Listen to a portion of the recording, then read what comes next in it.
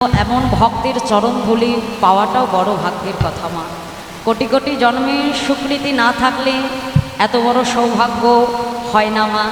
আজ তোমরা সত্যই ধন্য, হ্যাঁ তোমরা সত্যই ধন্য, তোমাদের গ্রাম ধন্য। আজ আমার এই কমিটির আহ্বানে, কমিটির ভালোবাসায় আজ এত বড় একজন পরম বৈষ্ণবকে আমরা কাছে পেয়েছি। সবাই একটু উলুধ্বনি করবেন, শঙ্খধ্বনি করবে, নিতাই গৌর হরি বল, হরি বল, হরি হরি বল। ভগবান যুগে যুগে ভক্তের মধ্যেই তিনি আবির্ভূত হন। যখন অধর্মকে নাশ করবার জন্য ভক্তের মধ্যে দিয়েই ভগবান আসেন। গোস্বামী, সুপর্ণা গোস্বামীকে আমার ধন্যবাদ প্রণাম।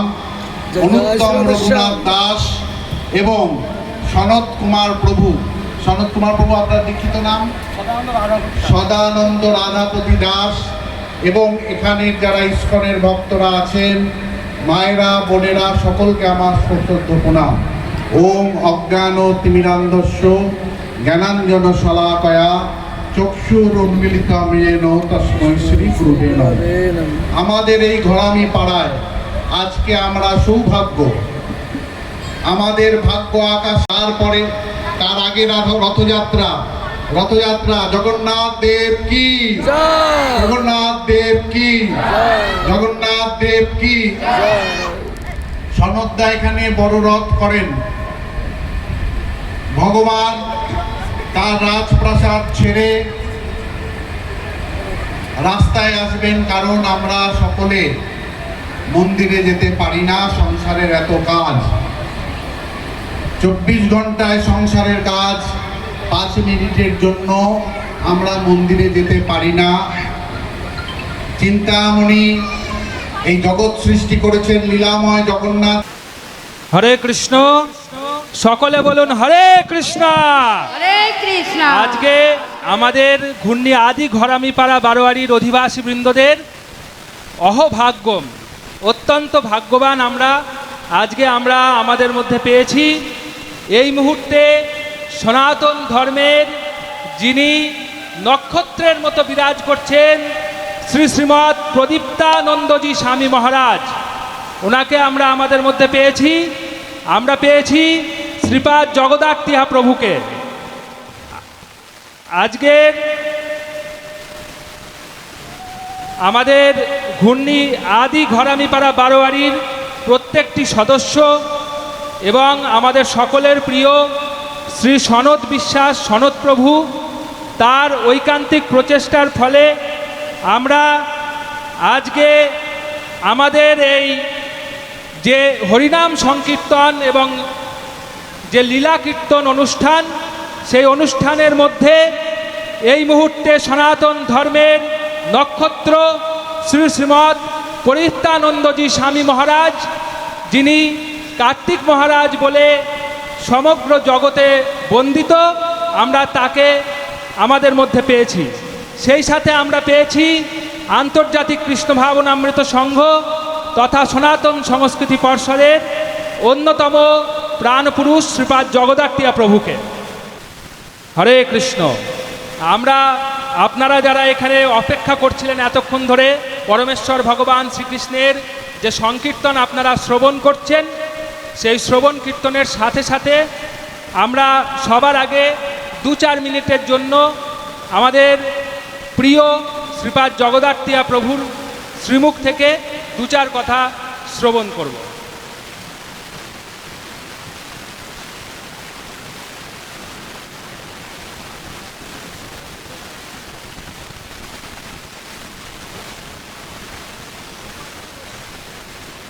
হরে কৃষ্ণ, আমার সাথে একবার বলুন হরে কৃষ্ণ, হরে কৃষ্ণ, কৃষ্ণ কৃষ্ণ হরে হরে, হরে রাম, হরে রাম, রাম রাম হরে হরে।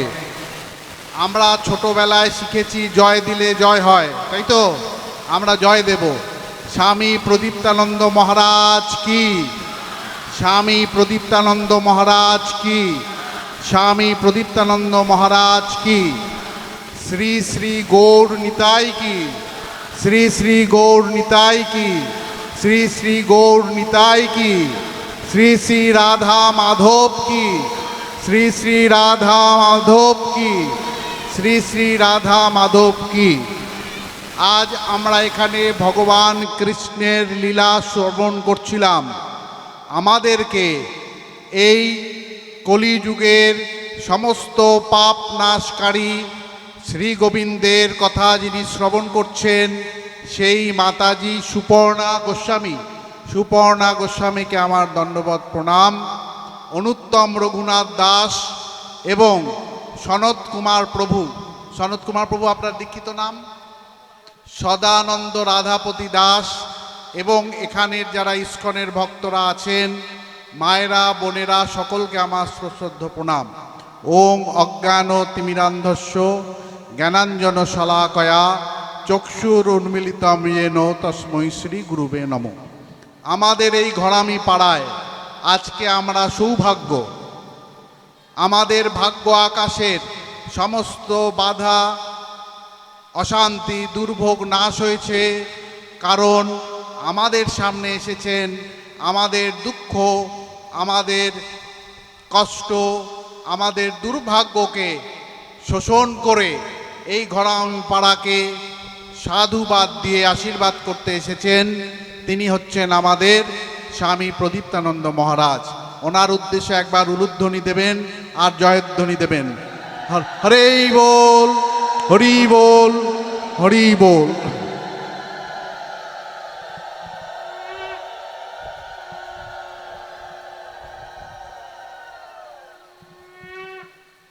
মানুষের যেদিন ভাগ্য সুপ্রসন্ন হয় সেদিন যেমন সে লটারির টিকিট কাটলে সেই লটারির টিকিটের অনেক টাকা জমায় লাগে, লটারির টিকিট লাগে। যারা লটারির টিকিট কাটে তারা এ ভাষাটা বলে যে আজকে আমার টিকিট লেগেছে। আজ ঘরামি পাড়ার আমাদের হিন্দুদের সৌভাগ্যের উদয় হয়েছে। মহাপ্রভুর প্রতিনিধি স্বরূপ স্বামী প্রণবানন্দ মহারাজের প্রতিনিধি স্বরূপ আমাদের সমগ্র বাংলার হিন্দুর প্রতিনিধি স্বরূপ তিনি এসেছেন আমাদের সামনে। ওনার থেকে আমরা, ওনার শ্রীমুখ থেকে আমরা আশীর্বাদ গ্রহণ করব। লবমাত্র সাধু সঙ্গে সর্বসিদ্ধি হয়, আপনারা জানেন না? তাহলে আজ থেকে আমাদের সমস্ত বিপদ ভজনের সমস্ত আপদ নাশ হলো। আমরা স্বামী প্রদীপ্তানন্দ মহারাজের শ্রীচরণ দর্শন করলাম। আমাদের কি করণীয়? সমস্ত হিন্দু জাতির করণীয় হচ্ছে আমরা যে হিন্দু সেই কথাটি সবসময় মনে করা, এবং আমরা যারা হিন্দুর কাজে সামনে কি পুজো আছে? সামনে জন্মাষ্টমী, তারপরে রাধাষ্টমী, তারপরে তার আগে রথযাত্রা। জগন্নাথ দেব কি। সনদদা এখানে বড় রথ করেন। ভগবান তার রাজপ্রাসাদ ছেড়ে রাস্তায় আসবেন, কারণ আমরা সকলে মন্দিরে যেতে পারি না, সংসারের এত কাজ। 24 ঘন্টায় সংসারের কাজ, 5 মিনিটের জন্য আমরা মন্দিরে যেতে পারি না। চিন্তামণি এই জগৎ সৃষ্টি করেছেন লীলাময় জগন্নাথ, এটা আমাদের জানেন। তাই তিনি 7 দিনের জন্য তার বাড়ি ছেড়ে রাস্তা দিয়ে রথে চড়ে চড়ে মাসির বাড়ি যান। এই রথযাত্রায় জগন্নাথকে যে দর্শন করে তার আর পুনর্জন্ম হয় না, সমস্ত পাপ মুক্ত হয়। তাই আমি এখানে মায়েরা বেশি এসেছেন, মায়েরাই ধর্ম রক্ষা করেছেন, মায়েরাই ধর্ম রক্ষা করবেন।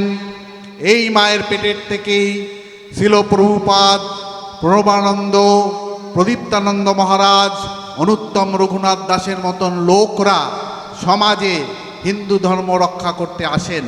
তাহলে সমস্ত জাতির উৎস এই মায়েদের কর্তব্য 7 দিন সমস্ত কাজ ছেড়ে আপনার জগন্নাথ মানে গার্জিয়ান। আপনারা সরকারি যে কোনো ফর্ম ফিল আপ করবেন, সেখানে লেখা থাকে নেম অফ দ্য গার্জিয়ান। আমাদের এই বিশ্বের গার্জিয়ানের নাম জগন্নাথ। তিনি আসছেন রথের সময়। সমস্ত কায় মন বাক্য নিয়ে এই জগন্নাথের সেবা করতে হবে। আপনারা করেনও। তাহলে আমি কি বিশেষ কথা বলতে এসেছি? এই জগন্নাথের সেবাতে কোনো বিধর্মীর দোকান থেকে চাল ডাল ফুল ক্যামেরা লাইট ধূপকাঠি ব্যবহার করা যাবে না। সংকল্প নিতে হবে। আপনারা হাত তুলুন, হাত তুলুন। গরু খেকো বিধর্মীর দোকান থেকে কোনো জিনিস কেনা যাবে না। সেই জিনিস দিয়ে ভগবানের পুজো নেওয়া যাবে না। যাবে? যাবে? যাবে? তাহলে সংকল্প সাধুর সামনে, গৌরনিতাইয়ের সামনে, রাধা মাধবের সামনে, আর এই কতকার মাতাজির সামনে আপনারা করেছেন। তুলসী দেবীও আছে এখানে। তুলসী দেবী আছে? তুলসী দেবীর সামনে আছে। আমরা গলায় কণ্ঠিমালা, এখানে অর্ধেক লোক কণ্ঠিমালা নিয়ে মিথ্যে কথা বলা যায় না। আমি আবার বলি, জগন্নাথের সেবা, তারপরে রাধাষ্টমী, তার আগে জন্মাষ্টমী, তারপরে লক্ষ্মী পুজো, দুর্গা পুজো, কালী পুজো, তারপরে এখানের কৃষ্ণনগরের বিখ্যাত জগদ্ধাত্রী পুজো।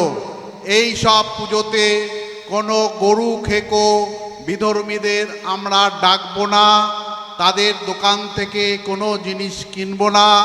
আমাদের রং করতে, আমাদের প্যান্ডেল করতে, আমাদের ডেকোরেটরে তাদের থেকে জিনিস নেওয়া যাবে না। উপবাস করে পুজো করতে হয়, স্নান করে পুজো করতে হয়, দাঁত মেজে পুজো করতে হয়, গঙ্গা স্নান করে পুজো করতে হয়, তিল তুলসী হর্তিকি নিয়ে সংকল্প করে, কুশপত্র নিয়ে, বেলপত্র নিয়ে পুজো করতে হয়। আপনারা যেমন অভুক্ত থেকে, উপবাস থেকে শিবের মাথায় জল ঢালেন, আপনারা যেমন জন্মাষ্টমীর তালের বড়া তৈরি করেন, গোপালকে ভোগ দেন, শুদ্ধ অবস্থায় শুদ্ধ দোকান থেকে আপনাদের জিনিসপত্র কিনতে হবে। এই সংকল্প আপনারা নিয়েছেন, কথার যেন অন্যথায় হয় না। দ্বিতীয়, মুখে হরি হরি জয় শ্রীরাম কোনো কাজ হবে না।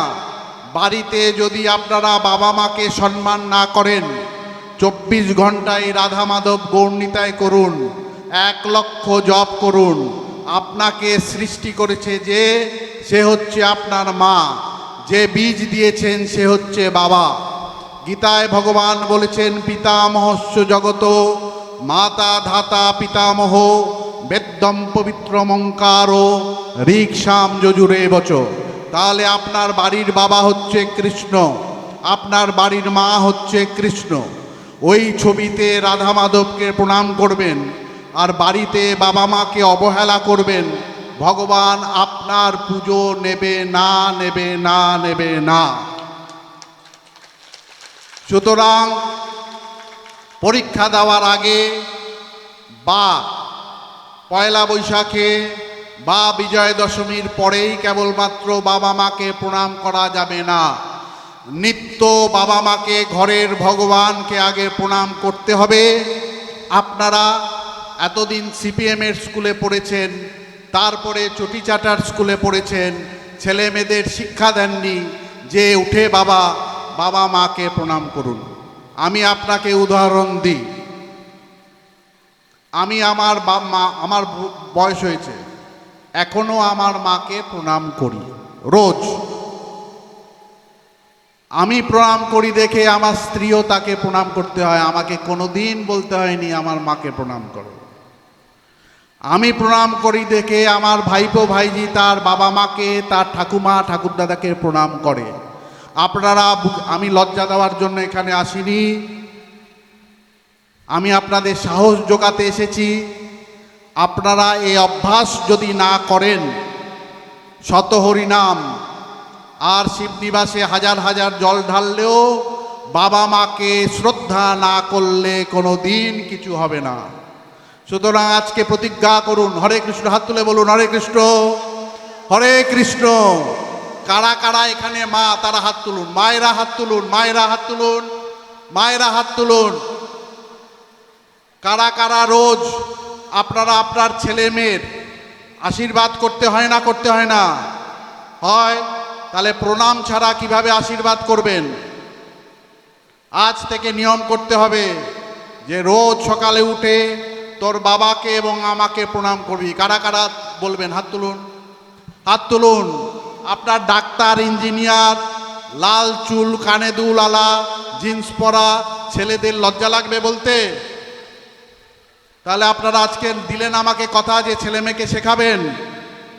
আপনার বাবা মা শেখায়নি, স্কুল কলেজের চিটিংবাজ টিচারগুলো শেখায়নি, আমি শেখাচ্ছি মায়াপুর থেকে এসে। তাহলে রোজ সকালে বাবা মাকে প্রণাম করতে হবে, তারপরে মহারাজকে প্রণাম করবেন, আমাকে প্রণাম করবেন, রাধা মাধবকে প্রণাম করবেন। বাবা মাকে প্রণাম না করে ওই রাস্তাঘাটে ঢং ঢং ঢং ঢং ওই পুজো ভগবান নেবে না, নেবে না, নেবে না। একমত না? একমত না? তাহলে কারা কারা তার ছেলে মেয়েকে এই শিক্ষাটা দেবেন যে বাবা মাকে প্রণাম করতে হবে? বলুন, কারা কারা দেবেন? কার কার আর কোন কোন কারা কারা এখানে ছেলে? হাত তুলুন, ছেলেরা হাত তুলুন, ছেলেরা হাত তুলুন। ছেলে। তাহলে এখানে কোন কোন ছেলে আছে অসভ্য, বর্বর, চিটিংবাজ, যে তার বাবা মাকে প্রণাম করে না? বলুন। রোজ সকালে উঠে বাবা মাকে প্রণাম করতে হবে। এক কথা 3 বার বললাম। আপনারা আশা করি অসভ্য নয়, চিটিংবাজ নয়, ধান্দাবাজ নয়। আপনি ছেলেরা বাবা মাকে প্রণাম করবেন না, আর ওখানে মায়াপুরে দৌড়াবেন, শিবনিবাসে দৌড়াবেন, সিদ্ধেশ্বরীতে দৌড়াবেন। ভগবান অভিশাপ দেবে। ভগবান যদি অভিশাপ না দেয়, আমি অভিশাপ দিলাম, আপনারা যদি বাবা মাকে প্রণাম না করেন, আপনার পুজো কিন্তু ভগবান নেবে না। এটা 1। 2, মায়েরা স্নান না করে আগুন স্পর্শ করা যাবে না। স্বামীর যত দৌরাত্ম্যই থাক, ছেলের যতই অসুবিধা থাক, মা কইরা দাও চা, চলবে না। অগ্নি হচ্ছে ভগবানের মুখ। অশুদ্ধ অবস্থায় স্নান না করে, কাপড় না পাল্টে কোনো সময় আগুনকে স্পর্শ করা যাবে না। আগুন যদি স্পর্শ করে অশোধিত করা হয়, তাহলে সে বাড়িতে লক্ষ্মী থাকে না। আপনারা মায়েরা বাড়িতে যদি লক্ষ্মী রাখতে চান, আগে স্নান করবেন, ঠাকুরকে জাগাবেন, তারপরে রান্না করবেন। যাই করুন, ভগবান গোবিন্দ আপনার কপালে যেদিন যা লিখেছে সেটা করে ভগবানকে ভোগ দেবেন। কিন্তু কোনো অবস্থাতেই যত চা খাওয়ার দরকার আছে খাক, স্নান না করে রান্নাঘরে প্রবেশ করা যাবে না। আমার গুরুদেব আমাকে বলেছেন, তুমি ফিল্ম আর্টিস্ট নও, তুমি রাজনৈতিক নেতাও নও। মিষ্টি মিষ্টি মনোরঞ্জন করার জন্য কোথাও হরিকথা বলা যাবে না। আমি সত্যি কথা বলতে এসেছি। শুনলে ভালো, না শুনলে আরও ভালো। পরর ছেলে পরমানন্দ, যত উচ্ছন্নে যায় তত আনন্দ। আমি বলবো না। আমি চাই ঘরামি পাড়ার লোকেরা উন্নতি করুক, তারা সময় অর্থ ব্যয় করে এই রাধা মাধবের শ্রী শ্রী গৌরনিতাইয়ের জায়গায় এসেছেন, তাদের শ্রীবৃদ্ধি হোক। পাগলেও ভালো বোঝে। মায়েরা আপনারা পাগল হবেন না। অশুদ্ধ অবস্থায় স্নান না করে, দুয়ারে জল না দিয়ে আগুন ধরবেন না। এটা কর্তব্য, আপনার কাজ আপনাকেই করতে হবে। এটা 2। 3 হলো বাড়ির মেয়েদের বোঝাতে হবে ফেসবুক করে যাতে মুসলমান ছেলেগুলোর সাথে প্রেম না করে। আপনি মনে করছেন মেয়ে অনেক কিছু পড়ছে, মেয়ে পড়ছে না, বদমাইশি করছে। ওই পাশের পাড়ার মির্জান, রাজু, বিজু, কাজু, এগুলো সব মুসলমান। মসজিদ থেকে এরা 15 লক্ষ, 16 লক্ষ, 20 লক্ষ টাকা পায়। উদ্দেশ্য হচ্ছে, মায়েরা শুনতে হবে, উদ্দেশ্য হচ্ছে হিন্দুকে বিয়ে করবে, তার ধর্ম পরিবর্তন করবে। এর নাম হচ্ছে লাভ জিহাদ।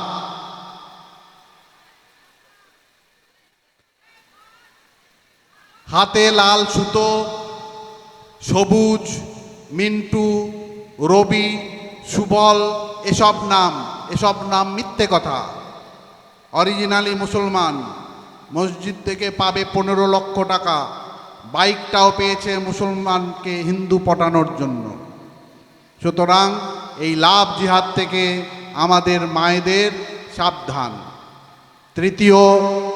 চতুর্থ বলে আমি শেষ করব, প্রতিদিন সন্ধেবেলায় তুলসী তলায় মায়েদের প্রদীপ জ্বালাতে হবে। তুলসী তলায় প্রদীপ জ্বালালে ওখানে লক্ষ্মী অবস্থান করেন, মায়েদের রোগ আদি ব্যাধি দুঃখ দূর হয় এবং তুলসীতে স্বয়ং লক্ষ্মী অবস্থান করেন, তার কৃপা পায়। যে বাড়িতে তুলসী নিয়মিত পূজা অর্চনা হয় সে বাড়িতে অপঘাতের মৃত্যু, রোগ শোক, বান মারা কুনজর লাগে না। সংসারে অনেক কাজ করেছেন, আরও অনেক কাজ করতে হবে, কিন্তু নিজের কাজ নিজে করতে হবে। যে সংসারে থাকেন সেই সংসারে লক্ষ্মী স্থাপন করতে হবে। যে সংসারে থাকেন সে বাড়ির ছেলে আর মেয়েকে মানুষ হতে হবে। বাবা মার আশীর্বাদ ছাড়া কোনো ছেলে মেয়ে উন্নতি লাভ করতে পারে না, যতই সে বড় বড় ডিগ্রি পাক। এটা প্রমাণিত সত্য। তাই তাকে উঠে রোজ সকালে বাবা মাকে প্রণাম করা শেখাতে হবে। এটা আপনাদের কর্তব্য। সুতরাং আমি আবার এই অঞ্চলের সার্বিক উন্নতি শ্রী শ্রী রাধা মাধবকে প্রার্থনা করে আমার সাথে আপনারা জয়ধ্বনি দেবেন। আমি আপনাদের কাছে আপনাদের বড় ভাই হিসাবে ভগবান প্রকৃত ধর্ম কী সেটা বললাম। লোকে আজকে ধর্মের নামে হিন্দুরা নাটক আরম্ভ করেছে। বাবা মাকে উপেক্ষা করে পাড়ার মন্দিরে 10 টাকার প্রসাদ চড়াবে, মা যদি বলে 5 টাকা দাও দেবে না। আপনাদের সত্যি কথাটা এদের সামনে বললাম। সুতরাং কৃতিত্ব আমার পাওয়া উচিত। আমার সাথে বলুন, হরে কৃষ্ণ হরে কৃষ্ণ কৃষ্ণ কৃষ্ণ হরে হরে, হরে রাম রাম রাম হরে হরে। আমি তাহলে আরেকবার কি করতে হবে আপনারা সংকল্প দিয়েছেন আমাকে, সেটা মানবেন না? হাত তুলুন, কারা কারা মানবেন? হরে কৃষ্ণ, জয় শ্রীরাম, জয় শ্রীরাম, জয় জয় জয় শ্রীরাম। একটু আসতে বলছে কেন? জয় শ্রীরাম, জয় শ্রীরাম, জয় শ্রীরাম, জয় মা কালী, জয় মা কালী, জয় মা কালী।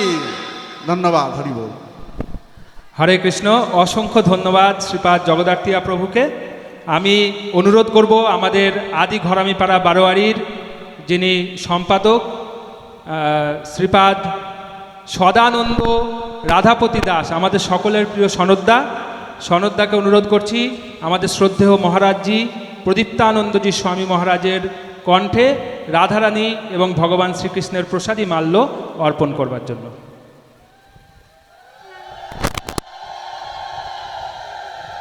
হরে কৃষ্ণ কৃষ্ণ কৃষ্ণ হরে হরে, হরে রাম রাম রাম হরে হরে। আমি অনুরোধ করছি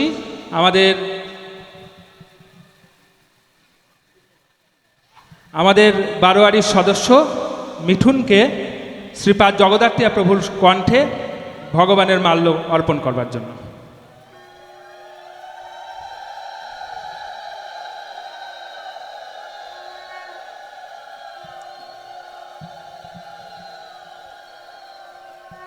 আমরা যে এখন একদম পিক পয়েন্টে পৌঁছেছি, 5 লক্ষ কণ্ঠে গীতা পাঠ ব্রিগেডে, তার সূচনা হয়েছিল স্বামী প্রদীপ্তানন্দজি মহারাজ এবং শ্রীপাদ জগদার্থিয়া প্রভু সহ নির্গুণানন্দ স্বামী এবং অন্যান্য প্রভু মহারাজদের ঐকান্তিক প্রচেষ্টায় 5000 কণ্ঠে গীতাপাঠ থেকে আমরা শুরু করেছিলাম ইস্কন মায়াপুরে।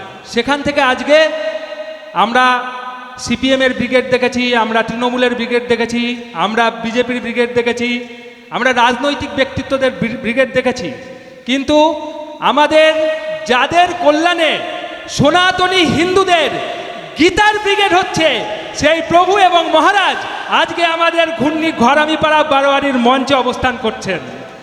আজকে আমরা দেখছি সনাতন হিন্দু ধর্মের গীতা পাঠের মহাব্রিগেড। অসংখ্য ধন্যবাদ। আমি অনুরোধ করব শ্রদ্ধেয় স্বামী প্রদীপ্তানন্দজি মহারাজকে, তিনি 2-4 কথা বলে আমাদের মার্গদর্শন করবেন। হরে কৃষ্ণ। শ্রদ্ধেয় মহারাজ।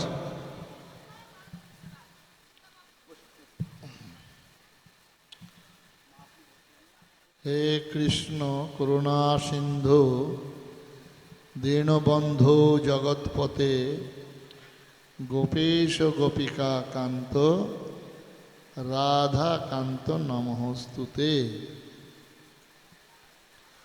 আজকের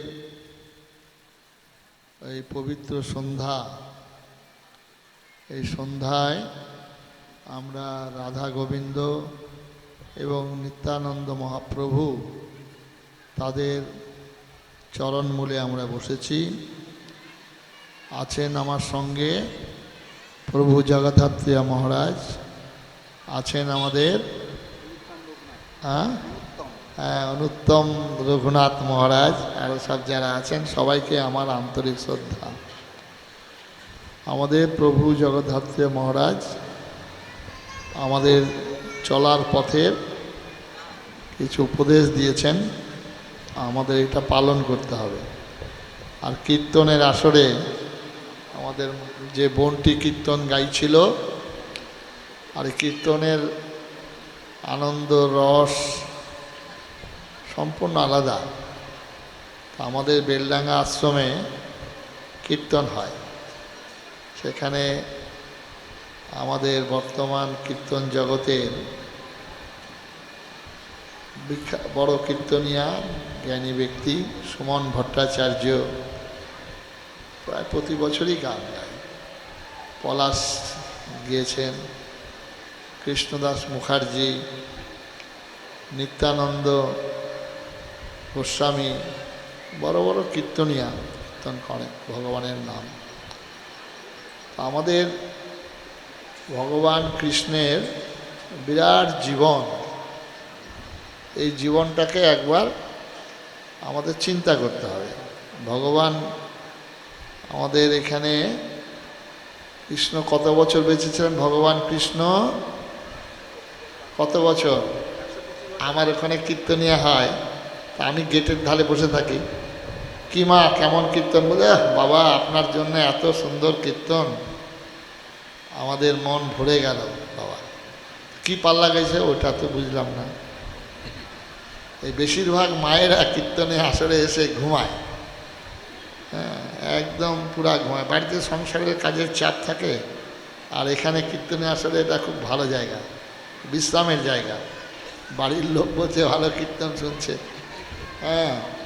তো এটা কীর্তনটাকে বুঝতে হবে। ভগবান কৃষ্ণ 125 বছর বেঁচেছিলেন। প্রথম জীবনে কোথায় তার জন্ম হয়েছিল? কোথায় কেউ জানেন? বলতে পারবেন কোথায় জন্ম? তাহলে কীর্তনিয়ারা এটা বলে না, এইটাই মুশকিল। ভগবান কৃষ্ণের জন্ম হয়েছিল কোথায়? মথুরাতে। এবং সেখানে কোথায় জন্ম হয়েছিল? এইরকম সুন্দর মঞ্চ, রাজমঞ্চ সেজে সেখানে, আর লোকে ফুল ছিটিয়েছিল। কংস কারাগারে এবং পাষাণ চাপা বক্ষে, এবং জন্মের পর মায়ের দুধটুকু পায়নি, তাকে পালিয়ে যেতে হয়েছিল, প্রাণ বাঁচাতে হলো। তো সুতরাং এই কৃষ্ণ পালিয়ে গিয়ে কোথায় ছিলেন? কোথায়? নন্দালয়ে। সেখানে তার লীলা শুরু হলো, বাল্যলীলা। সেই লীলাটা শুরু হয়েছিল কত বছর? কত বছর? 11 বছর। এই 11 বছরের বাল্যলীলা, মাধুর্য লীলা, যে লীলা আমরা কীর্তনিয়ারা করেন, আমরা শ্রবণ করি, এটা একটা ভক্ত এবং ভগবানের অপূর্ব সম্পর্ক। এটা আমাদের ধর্ম ছাড়া অন্য কোনো ধর্মে নাই। এইবারে কোথায় গেলেন? ওখান থেকে 11 বছর পর বৃন্দাবনে ভগবান কৃষ্ণ কোথায় গেলেন? কোথায় গিয়েছিলেন? কোথায় গিয়েছিলেন? এই যে হাই ছাড়ছে, একজন মা হাই ছাড়ছে, মানে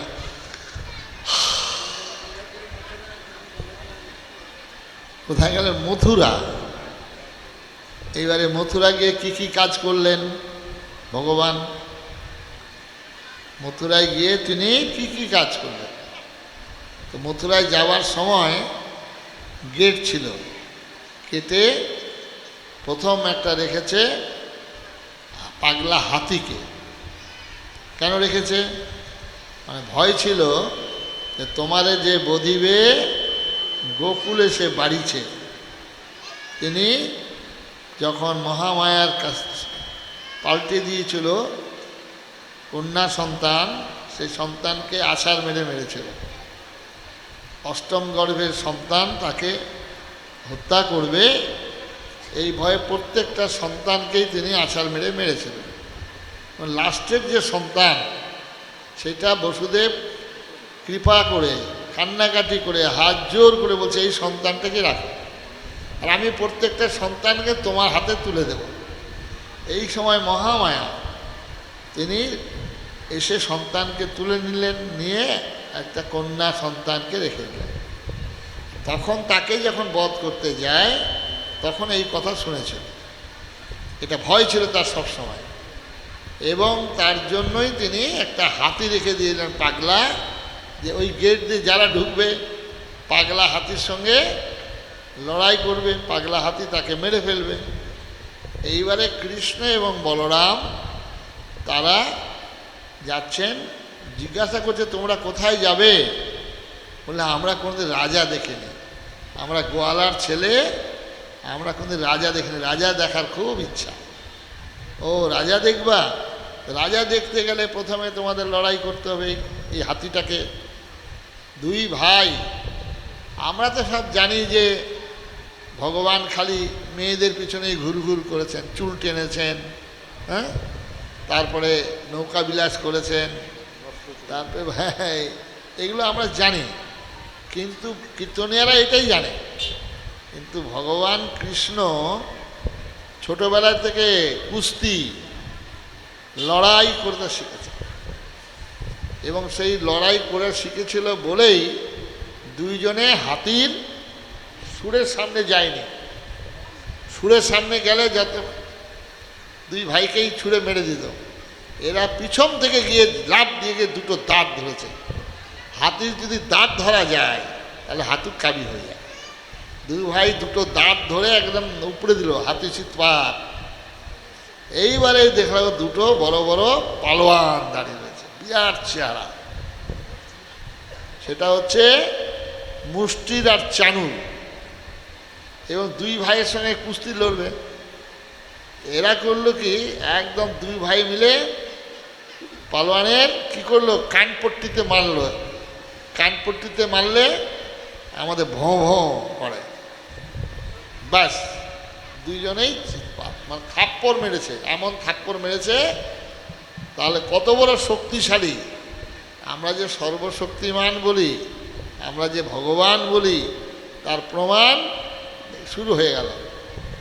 তারপরেই তিনি মথুরায় গিয়ে একদম কংসের,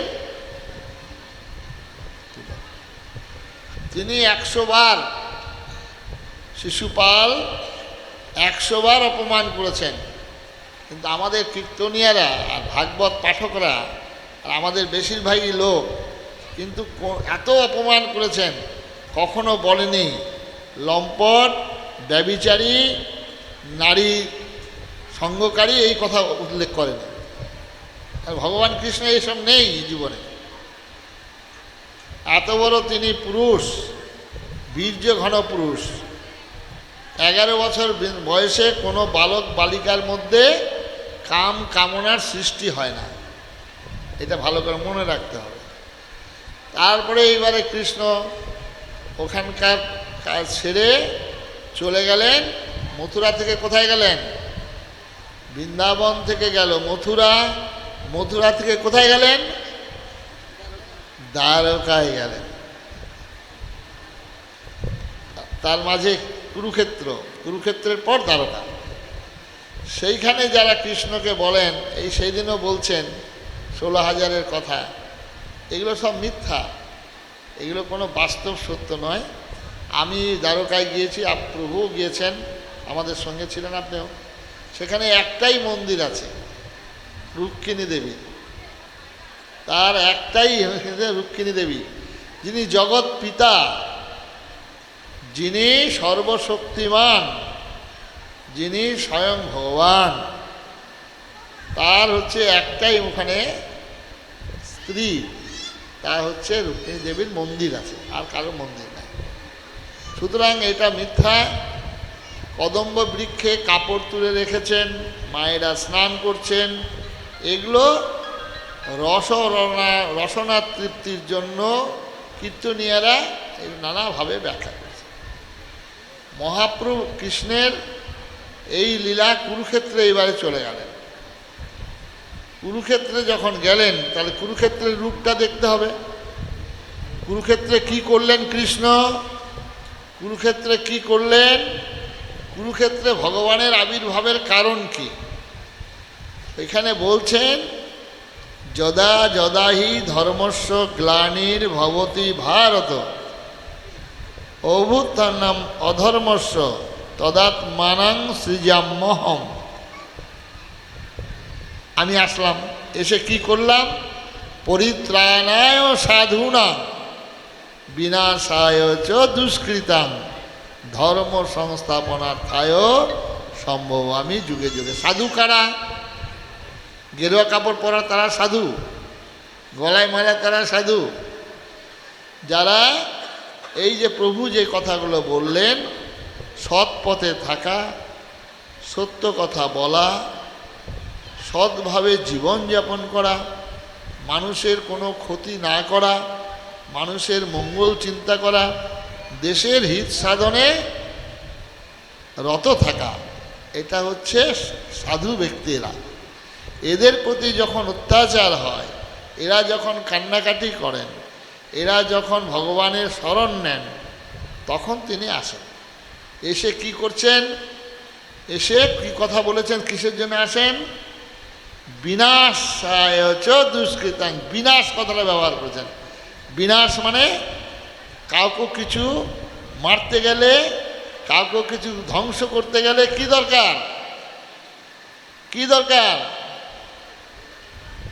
শক্তি দরকার। তাহলে ভগবান কৃষ্ণ, তাকে শক্তি প্রয়োগ করতে হয়েছে। অগাসুর, বকাসুর, প্রথম কোন সুরকে বধ করেছিলেন? প্রথম কৃষ্ণ।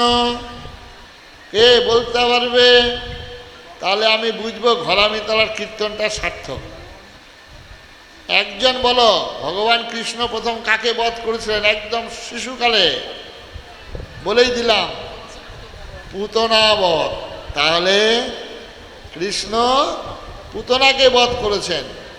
কিসের জন্য? উনি তো মায়ের রূপ, মাতৃরূপ ছিল। আবার ওনার দুধের জ্বালা ভগবান কৃষ্ণকে খাইয়ে তার শান্ত হবে। এইরকম একজন রাক্ষসী মা হতে পারেন, নারী হতে পারেন। তারকা এরকম রাক্ষসী মা হতে পারেন, নারী হতে পারেন, কিন্তু তিনি রাক্ষসী। তাকে হত্যা করলেন। প্রথম শুরু হলো জীবন। তারপরে তৃণবত্ত, অগাসুর, বকাসুর, তারপরে কালিয়নাগ দমন করলেন। নিজের মামাকে। ভগবান কৃষ্ণের জীবনটাই হচ্ছে সংগ্রামের জীবন। তাহলে এবারে চলে গেলেন তিনি কুরুক্ষেত্র। কুরুক্ষেত্রে গিয়ে তিনি কৌরবদের পক্ষ না পাণ্ডবদের পক্ষে? কার পক্ষে ছিল? কেন? পাণ্ডবদের পক্ষে ছিল। পাণ্ডবরা ন্যায়পরায়ণ।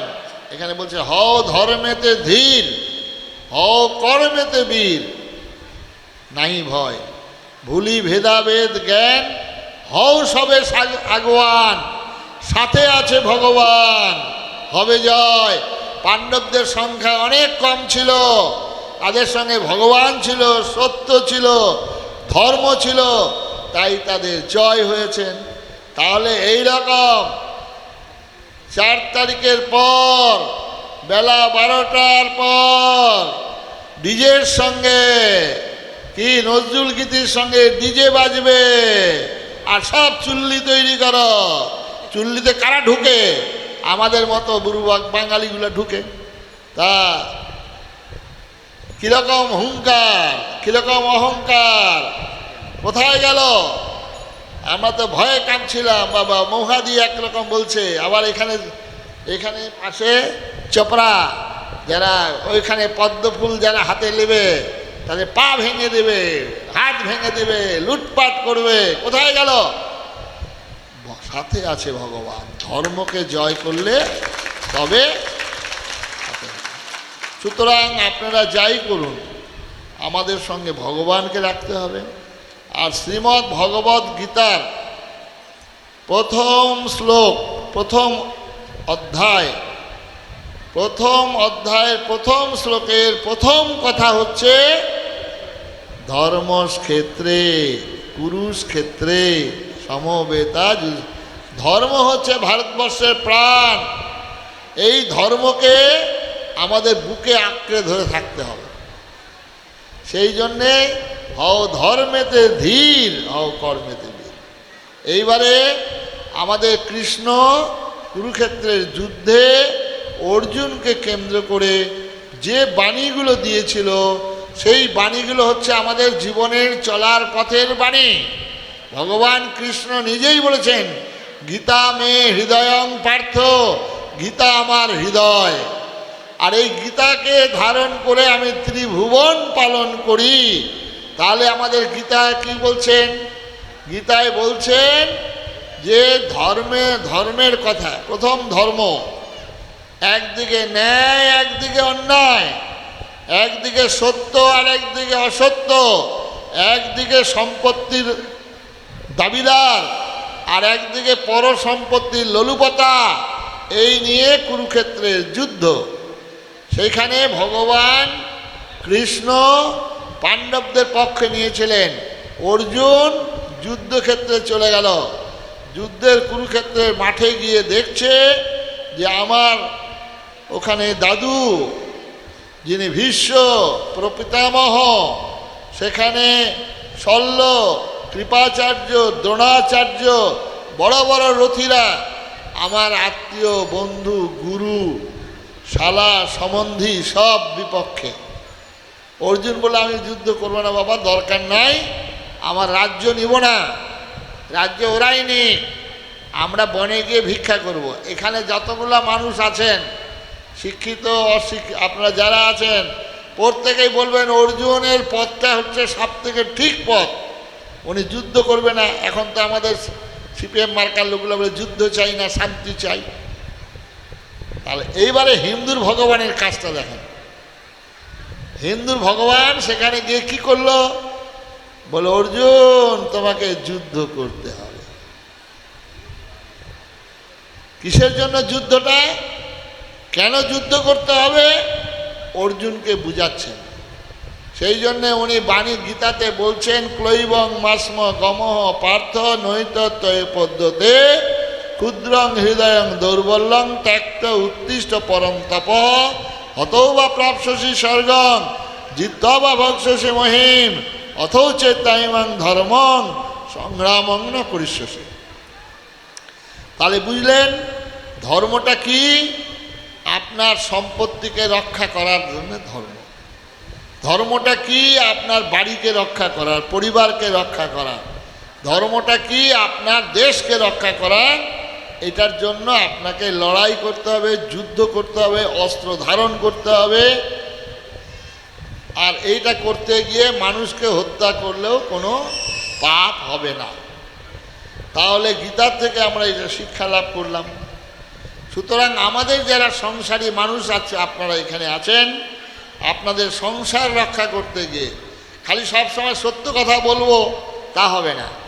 কোন জায়গায় সত্য কথা বলতে হবে, কোন জায়গায় মিথ্যা কথা বলতে হবে, এটা গীতার থেকে শিক্ষা নিচ্ছে। গীতাতে ভগবান নিজেই বলছেন মিথ্যা কথা বলো, এই মিথ্যা কথা না বললে তোমার ধ্বংস হয়ে যাবে। আমরা সবাই জানি গীতার একটাই খালি কথা বলেছেন, অসস্তমা হত ইতি গজ। ভগবান কুরুক্ষেত্রের যুদ্ধেতে 5 বার মিথ্যা কথা বলাচ্ছেন। সংসারে মান থেকে সংসারকে রক্ষা করার জন্য, নিজেকে রক্ষা করার জন্য, স্ত্রী পুত্র বন্ধু বান্ধবকে রক্ষা করার জন্য, বাড়ি ধর্মকে রক্ষা করার জন্য, দেশকে রক্ষা করার জন্য মিথ্যা কথা বলার কথা আমাকে কৃষ্ণ শেখাচ্ছেন। তাহলে বুঝলেন, তাহলে কৃষ্ণকে ওই জন্যে, কৃষ্ণস্তু স্বয়ং ভগবান, তিনি একমাত্র পূর্ণ ব্রহ্ম, ষোলকলায় পূর্ণ ভগবান, যার জন্যে সমস্ত গুণগুলো তার মধ্যে আছে। সেই জন্যে আমরা কীর্তন নিশ্চয়ই শুনব, এটা মাধুর্য লীলা, কিন্তু কৃষ্ণ ভগবানের এই যে রূপটাকে আমাদের চিন্তা করতে হবে। যদি না করি তাহলে কীর্তন আমাদেরকে ক্ষতি করবে। এইবারে মহাপ্রভু এলেন। মহাপ্রভু হচ্ছেন আমাদের প্রথম বিপ্লবী। ভারতবর্ষের বুকে, বাংলার বুকে যদি বিপ্লব যদি যারা বলছেন, ওই যে বিপ্লব যারা বলছেন ইনকলাব জিন্দাবাদ, কি ঝিঙ্গা ভাত নাকি মাছ ভাতের স্লোগান, সেটা নয়। প্রথম বিপ্লবী হচ্ছে মহাপ্রভু। কি বলছেন সবার সামনে, আবার মশাল হাতে নিয়েছেন। মহাপ্রভুর চেহারাটা জানেন তো? কে বলতে পারবেন মহাপ্রভুর কত পায়ের মাপ কত ছিল? কে বলতে পারবেন? মহাপ্রভুর পায়ের মাপ ছিল 16 ইঞ্চি। 16 ইঞ্চি, তাহলে আমাদের পায়ে 8 ইঞ্চি, তাহলে কত বড় আমাদের ডবল উঁচা। এইরকম মহাপ্রভু ছিলেন। মশাল হাতে করে নিয়ে নিজেই আগে কাজীর লৌহ কপাট লাথি মেরে ভাঙছেন। নবদ্বীপের 9টা দ্বীপ থেকে লক্ষ মানুষকে সংগঠিত করে হুঙ্কার ছাড়ছেন। হুঙ্কার, ধর কাজী, মার কাজী বলছেন। কে? মহাপ্রভু। এই মহাপ্রভু সেদিন যে রূপ ধারণ করেছিলেন, সেই রূপ দেখে ভয় পেয়ে গিয়েছিলেন একদম। ওই যে আমাদের নরসিংহ পূজা করা হয়, নরসিংহের রূপ ধরেছিলেন। এবং নিত্যানন্দের কপাল থেকে যখন রক্ত পড়ছে, তখন মহাপ্রভু সুদর্শন চক্রের আহ্বান করছেন। সুদর্শন চক্র, ওই মূর্তি দেখে নিত্যানন্দ পায়ে পড়ে গেলেন, প্রভু এই রূপ তুমি সম্বরণ করো। তাহলে এই বিপ্লবী প্রথম সবার সামনে আমাদের বিপ্লবী হয়। কলকাতাতে কি হয়, সব বিপ্লবীদের মিছিল বেরোয়। আর সেই বিপ্লবীর যিনি নেতা, তিনি সেই দিন সবার আগেই ঢুকে গিয়েছিল গাড়ির তলায়। হ্যাঁ, সাধারণ লোক মারা গেছে। এই যে পঞ্চায়েত ভোট হয়েছিল, এবারে মারা গেছে 69 জন। কারা মরেছে? এমপি, এমএলএ, মন্ত্রী মারা গেছে? মারা যায়নি, মারা গেছে সাধারণ মানুষ। আর মহাপ্রভু সেদিন বলছেন যদি মৃত্যু হয় আগে আমার হবে, তোমরা আমার পাশে আসো। ভগবান রামচন্দ্র তীর ধনুক নিয়ে আগে লড়াই করছেন, তারপরে হনুমান, জাম্বুবান, বানর সেনা। এটাই হচ্ছে হিন্দুর ভগবানের কাজ। তাহলে আপনারা আজকে এই মহাভারত, ভগবান কৃষ্ণের জীবন, মহাপ্রভুর জীবনকে স্মরণ করবেন।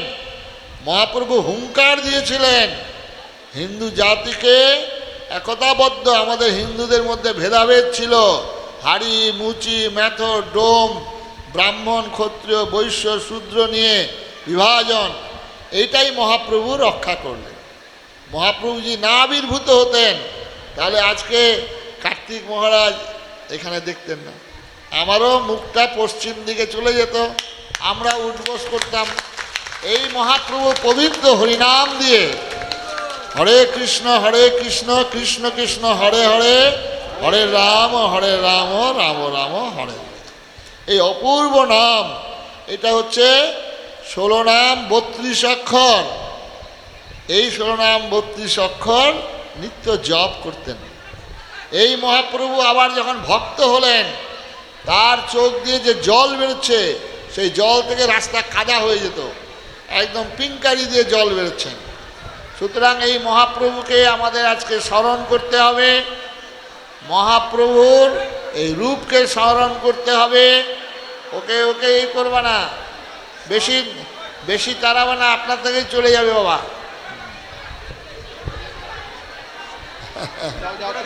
হ্যাঁ হ্যাঁ, ও দেখছে দেখছে, রাধা গোবিন্দকে দেখছে, দর্শন করছে, ভাগ্য। হ্যাঁ হ্যাঁ, ভোলানাথ চলে এসছে। তাহলে কি হলো, আমরা মহাপ্রভুর কাছ থেকে শিক্ষা নিব। আমরা নিলে আমরা জীবনে চলার পথে আমাদের জয় সুনিশ্চিত হবে। তাহলে এবারে কথা বলবেন না, এইবারে কি করতে হবে, এইবারে আমাদের কিছু জীবন, আমাদের যে মুনি ঋষিরা তপস্যা করেছিলেন, তপস্যা করে কি দেখলেন ওনারা, কি করে পশু থেকে মানুষ হবে, মানুষ থেকে কি করে দেবতা হবে, তার যা নীতি নিয়ম, সেটাই হচ্ছে আমাদের সনাতন হিন্দু ধর্ম। তাহলে আমাদের প্রভু যেটা বললেন, প্রথম আপনারা সবাই হিন্দু তো নাকি? এখনো ভয় হচ্ছে, এখনো ভয়, 4 তারিখ তো হয়ে গেছে, হ্যাঁ এখনো ভয়।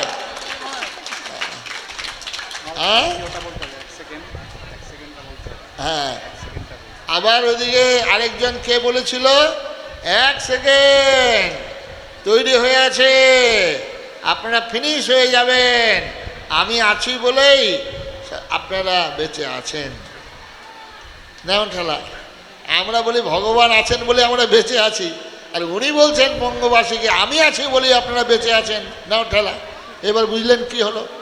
সুতরাং আজকে আমাদেরকে বাস্তব শিক্ষা নিতে হবে। সেই জন্যে ভগবান কৃষ্ণ, মহাপ্রভু, আমাদের দেবাদিদেব মহাদেব, মা কালী এবং রামচন্দ্র, সবার হাতে, দেবতাদের হাতে কি আছে? অস্ত্র শস্ত্র আছে আর শাস্ত্র আছে। তাহলে আমরা যেমন শাস্ত্র জ্ঞান আমাদের থাকবে, সেই সঙ্গে সঙ্গে আমাদেরকে অস্ত্র জ্ঞানও রাখতে হবে। তাহলে প্রত্যেকের বাড়িতে আমাদের অস্ত্র রাখতে হবে, আর প্রত্যেকের বাড়িতে শাস্ত্র রাখতে হবে, শ্রীমদ্ ভগবদ্ গীতা। আর যদি শাস্ত্র না থাকে, খালি যদি অস্ত্র থাকে, তাহলে মা দুর্গা আসবে, এসে অসুরদেরকে বধ করবে। আবার যদি খালি শাস্ত্র থাকে, অস্ত্র যদি না থাকে, যত মহাত্মা, যত বড় বড় সিদ্ধ পুরুষরা ছিল, সব বাংলাদেশ, আর সব বাংলাদেশ থেকে একজন মহাপুরুষ তার বউ ছেলে মিলে নিয়ে চলে গেল বিহার। যদি মরে তো মরবে, যারা এখানেই মরবে, এরকম সবাই চলে আসতে হলো, কারণ এদের শাস্ত্র ছিল, অস্ত্র ছিল না। বাস্তব হচ্ছে শাস্ত্র এবং অস্ত্রকে রাখতে হবে। তাই আজকের আমাদের মহাপ্রভু, হ্যাঁ আচ্ছা বেশ ভালো, আজকে আমরা এই কীর্তন আসরে থেকে এই শিক্ষা লাভ করব যে আমাদের সনাতন হিন্দু ধর্মের মানুষ আমরা, আচার আচরণে আমাদের হিন্দু হতে হবে, আচার আচরণেও আমাদের হিন্দু হতে হবে। যেটা মহাপ্রভু শুরু করেছিলেন, আমাদের ভোরবেলা ঘুম থেকে উঠতে হবে সূর্য ওঠার আগে, এটা প্রত্যেককেই করতে হবে। মা বাবাকে প্রণাম করতে হবে, মাতা মেয়ে পার্বতী দেবী, পিতা দেব মহেশ্বর। প্রত্যেকের বাড়িতে সন্ধ্যাবেলায় উলুধ্বনি, শঙ্খধ্বনি, কাসর ধ্বনি, ভগবানের নাম প্রত্যেকের বাড়িতে সন্ধ্যাবেলায় করতে হবে। এখন হিন্দুদের পাড়ায় গেলে মা বোনেরা সিরিয়াল টিভি খুলে বসে আছেন, তার জন্য এগুলো হয় না। প্রত্যেকের বাড়িতে তুলসী গাছ রাখতে হবে, তুলসী গাছের মাহাত্ম্য জানেন তো কেন আমরা হিন্দুরা তুলসী গাছকে পুজো করি? আমরা আম গাছকে করছি না, কাঁঠাল গাছকে করছি না। তাতে বড় বড় গাছ হয়, ফল দেয়, ফুল দেয়, আবার সেই গাছের কাঠের তক্তা হয়। তো তুলসী গাছ তো এইসব হয় না। তাহলে তুলসী গাছকে কেন পুজো করি? একমাত্র তুলসী গাছ ডে নাইট অক্সিজেন দেয়, দিবারাত্র অক্সিজেন দেয়। সেই জন্যে হিন্দুর বাড়িতে তুলসী গাছ, আর তুলসী গাছ যে বাড়িতে থাকবে সেই বাড়িতে বজ্রপাত হবে না। সেই জন্যে তুলসী গাছকে আমরা খুব মান্যতা দেই। প্রত্যেক বাড়িতে তুলসী গাছ রাখতে হবে। এরপরে হচ্ছে আপনারা যারা হিন্দু হবেন, জল খাওয়া যাবে না। কি বলছেন সাধু বাবা? জল খাওয়া যাবে না মানে কি বলছেন কি? হ্যাঁ, যে জল খেলে আপনারা বাড়িতে সব রাজা হয়ে যায়, ঢুকুন ঢুকুন। আর নবদ্বীপে খুব মহাপ্রভুর দেশ, এই মহাপ্রভুর দেশে নবদ্বীপ ধামে খুব ঢুকু ঢুকু চলছে। যেখানে মহাপ্রভু এটা বন্ধ করেছে সেখানে, তাহলে এটা করা চলবে না বাবা, হিন্দু যদি হন। এরপরে হচ্ছে হিন্দু যদি আপনারা হন তাহলে কি করতে হবে? আয় বুঝে ব্যয়, তার মধ্যে লোভ কমাতে হবে, মনের চাহিদা কমাতে হবে। তাহলে পাপের বাপের নাম কি? পার্থ বুঝছে পাপের বাপের নাম, ওই কি দত্ত সে বুঝছে পাপের বাপের নাম, ভাত খেতে বুঝছে পাপের বাপের নাম। এখন আমাদের পশ্চিমবঙ্গ জুড়ে বুঝছে, সব সব ডিম ছুঁড়ে মারছে, গোবর ছুঁড়ে মারছে। পাপের বাপের নাম লোভ, লোভ। সেই জন্য আমাদের হিন্দু ধর্মে প্রথম হচ্ছে ধর্ম, তারপরে হচ্ছে অর্থ, কাম ও মোক্ষ। মুনি ঋষিরা লেখাপড়া জানতো না তো, ওই জন্য ধর্মের পরেই হওয়া উচিত ছিল মোক্ষ। ধর্মকর্ম কেন করবে? মুক্তির জন্য। কিন্তু আমাদের মুনি ঋষিরা বললেন না, ধর্মকর্মের পরেই দরকার হচ্ছে অর্থ, টাকা দরকার। রুপিয়া এসা চিক আল্লাহ কা 19-20। কিন্তু এই অর্থটাকে যদি ধর্মভিত্তিক না হয়, এই অর্থ হয়ে যাবে অনর্থ। কামিনী কাঞ্চন ডেকে আনবেন। সেই জন্যে টাকা রোজগার করতে হবে আমাদের সংসারে, কিন্তু ধর্মভিত্তিক হওয়া চাই। এই টাকা যখন বেপরা হবে তাহলে কি হবেন? এই অর্থ হয়ে যাবে পার্থ, চকির তলায় সাজানো থাকবে। আর এই টাকা যখন বেশি আসতে থাকবে তখন আসবে প্রথম অপা, তারপরে আসবে গোপা। বাড়িতে আসছে নাকি? খোঁজ করবেন আজ থেকেই। তারপরে আসবে সোনা, তারপরে আসবে মনা, লাইন। সুতরাং আপনারা এইটাকে ঠিক করবেন, অর্থর যেন অনর্থ না হয়ে দাঁড়ায়। তারপরে কাম কামনা। আজকে যারা এখানে এই সুন্দর ব্যবস্থা করেছেন, অপূর্ব রাধা গোবিন্দের মূর্তি, এটা আজকে এখানকার যারা আয়োজক তারা বলছেন মূর্তিটা যাতে সুন্দর হয়, এমন সুন্দর মূর্তি, মঞ্চ। এটা একজন বাড়ির মা বাবার কামনা, তার ছেলেমেয়েরা ভালো হবে, লেখাপড়া শিখবে, ভদ্র হবে, সুনাম হবে। এটা মা বাবার কামনা। একটা স্কুলের শিক্ষকের কামনা, ছাত্ররা সেখানে ভালো হবে, রেজাল্ট ভালো হবে, স্কুলটার সুনাম হবে। এই তো কাম, এটা তো অস্বীকার করেনি। তারপরে হচ্ছে মোক্ষ। তাহলে আমরা আজকে সনাতন ধর্মের আমাদের আমরা যা জন্মগ্রহণ করেছি অতীব সৌভাগ্য। মানব জীবন রইল পতিত, আবাদ করলে ফল তো সোনা, মন রে কৃষিকাজ জানো না। এই যে মহাপ্রভু লক্ষ লক্ষ লোকে, কোটি কোটি লোক প্রণাম করছেন, বিবেকানন্দ, প্রণবানন্দ, অরবিন্দ, ঠাকুর রামকৃষ্ণ। কিন্তু আমাদের মা বাবাকে আমাদের এখনকার সময়ে সব বৃদ্ধাশ্রমে পাঠিয়ে দিচ্ছে। প্রণাম তো দূরের কথা, বৃদ্ধাশ্রমে পাঠিয়ে দিচ্ছে। কারণ তাদের যেমন কর্ম করবেন তেমনি ফল ভোগ। আজকে আপনার ছেলে মেয়ের সঙ্গে যে আচরণ করবেন, আপনার পেটের ছেলে মেয়েরা আপনার সঙ্গে সেই আচরণ করবে। এটা কেউ খণ্ডন করতে পারবে না। আজকে শুভ সন্ধ্যায় আমরা এখানে এসেছি। এইবারে আমাদের শক্তির কথা, শক্তি ছাড়া কখনো ভক্তি হবে না, আর ভক্তি ছাড়া কখনো মুক্তি হতে পারে না। তাহলে শক্তি দরকার, আর সেই শক্তির জন্য আমাদের একতাবদ্ধতা দরকার। শক্তি প্রয়োগ করতে হবে শক্তিতে, নাহলে মা কালীর সামনে বলি হয় পাঠার আর ভেড়ার। কোনো মন্দিরে দেখেছেন বাঘের বলি হয়, সিংহের বলি হয়? দেখেছেন? তাহলে আমাদের জীব আর দাঁত সহাবস্থান, দাঁতগুলো সঙ্গবদ্ধ শক্তিশালী, আর এই দাঁতের ফাঁকে কখনো জীব পড়ল না, কারণ তারা সঙ্গবদ্ধ। তাহলে দাঁত যখন নড়বে জীব বারবার করে আঘাত আনবে, এটাই জন্য। তাহলে ধুলিয়ানে আমাদের চন্দন দাস, হরগোবিন্দ দাস, সেখানে দাঁত নড়ে গেছে, সংখ্যা কমে গেছে। মালদার মথুরাবাড়ি, তারপরে আমাদের চাপড়া, আমাদের দেগঙ্গা, আমাদের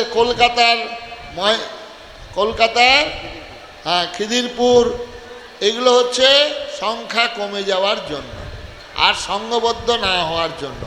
তাহলে আজকে আমরা কৃষ্ণনগর বহুদিন যাবৎ, কৃষ্ণনগর মানে ভগবানের নগর, আর তার জন্য এই কৃষ্ণনগর হচ্ছে যারাই ভোটে জিতে, এখানে হিন্দুর সংখ্যা বেশি, হিন্দুরা এখানে একতাবদ্ধ হয়ে এবারে সব বিষ্ণুর হাতে কি ছিল?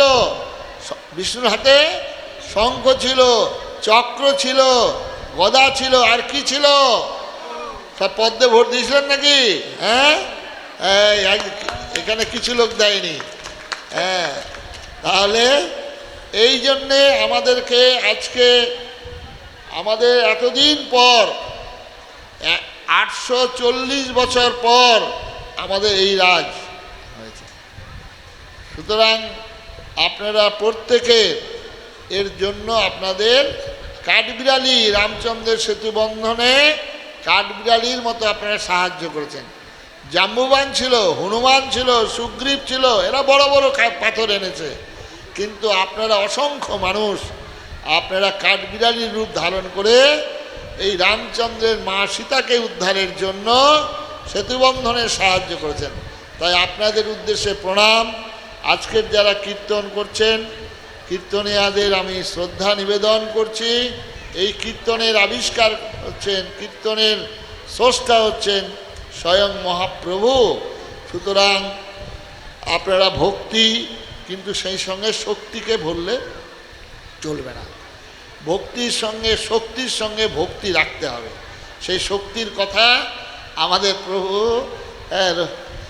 রঘুনাথ, সে অনুত্তম রঘুনাথ, আমি অবাক হয়ে গেছি।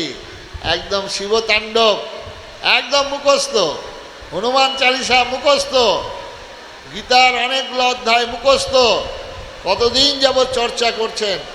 আপনাদের বাড়ির ছেলে মেয়েদেরকে এই শিক্ষা দিবেন, তাহলে ছেলে মেয়েদের জীবন ধন্য হবে, তারা মানুষ হবে। এটাই আজকের কীর্তনের আসরে প্রার্থনা রইল। একবার আমরা অনুত্তম রঘুনাথ মহারাজকে তার সুন্দর একটা বলবো, একদম দেখবেন খুব সুন্দর। হরে কৃষ্ণ।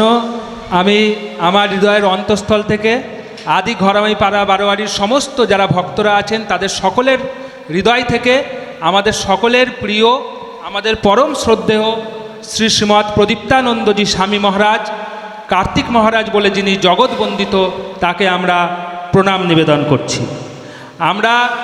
আমি আমাদের সদানন্দ প্রভুকে, ওনাকে, আমাদের সনদদাকে অনুরোধ করছি আমাদের বৃন্দাবনীয় উত্তরীয় মহারাজজিকে প্রদান করবার জন্য।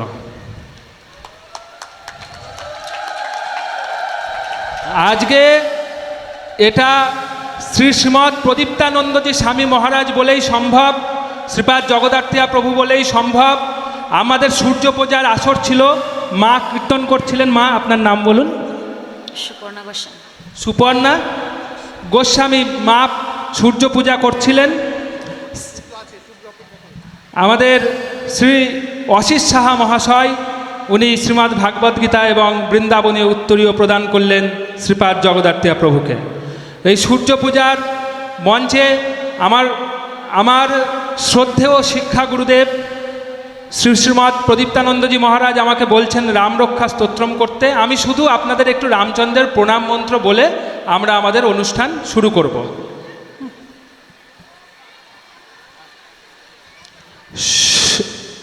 সকলে, আমি যেহেতু মহারাজের আজ্ঞাধীন, উনি আমাকে আদেশ দিয়েছেন, আমি একটা লাইন আপনারা সবাই আমার সাথে সাথে বলুন, তারপরে আমরা সূর্য পুজোকে এগিয়ে নিয়ে চলব।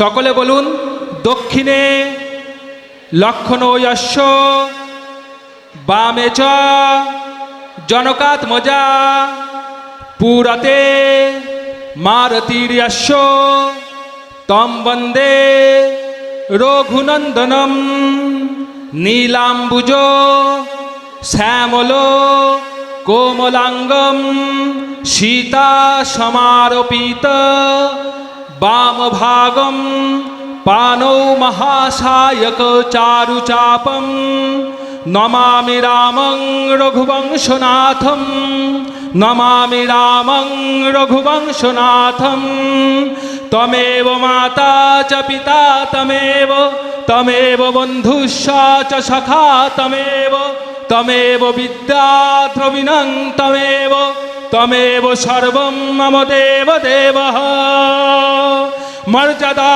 পুরুষোত্তম ভগবান শ্রী রামচন্দ্র কি, সিয়াवर রামচন্দ্র কি, পবন সুত হনুমান কি জয় জয় শ্রীরাম। আমি শ্রদ্ধেয় মহারাজ প্রদীপ্তানন্দজি এবং শ্রীপাদ জগদ্ধাত্রী প্রভুর আদেশ নিয়ে আমাদের সূর্যা পূজার অনুষ্ঠান আবার শুভ সূচনা করছি। হরে কৃষ্ণ কৃষ্ণ কৃষ্ণ হরে হরে, হরে রাম রাম রাম হরে হরে।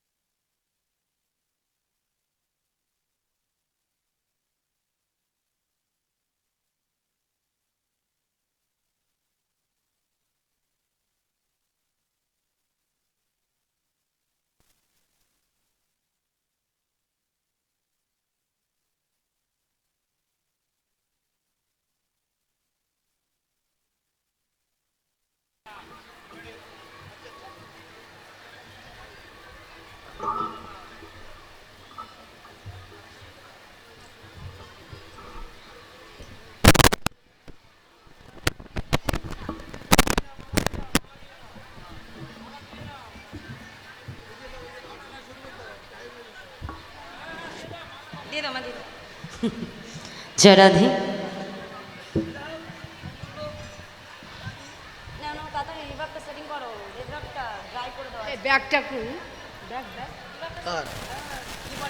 আজ তাদের মতো এমন মহাত্মা চরণধূলি আপনাদের এই ঘূর্ণির মাটিতে পড়েছে। আপনারা যেমন ধন্য, ধন্য আমরা যে তার মতো এমন পরম ভক্ত সঙ্গ আমরা লাভ করতে পেরেছি। এই কমিটির ভালোবাসায়, তাদের আহ্বানে আমরা তাকে পেয়েছি। তা আসুন আমরা তার বদন থেকে যেমন অমৃতময় কথা আস্বাদন করলাম, এবার সময় তো সংক্ষিপ্ত হয়ে গেছে মা, আমরা সংক্ষিপ্ত সময়ের মধ্যে এবার আমাদের লীলাটাকে সম্পন্ন করতে হবে। আমরা লীলার মধ্যে আস্বাদন করব। চলো চলো, জয় রাধে জয় রাধে জয় রাধে জয় রাধে।